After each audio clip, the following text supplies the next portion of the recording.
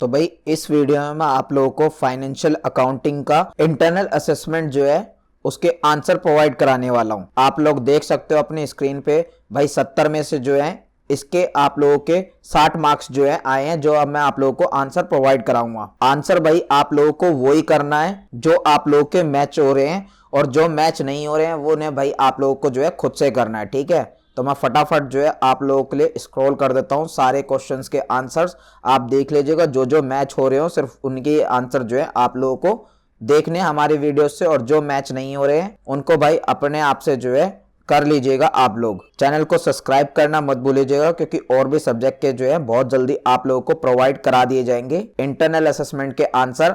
और हमारा Telegram group और व्हाट्सएप चैनल भी ज्वाइन जरूर कर लीजिएगा। बाकी सब्जेक्ट्स के भी आप लोगों को जो है वहां पे इंटरनल असेसमेंट के आंसर की वीडियोस जो है देखने के लिए मिल जाएंगी।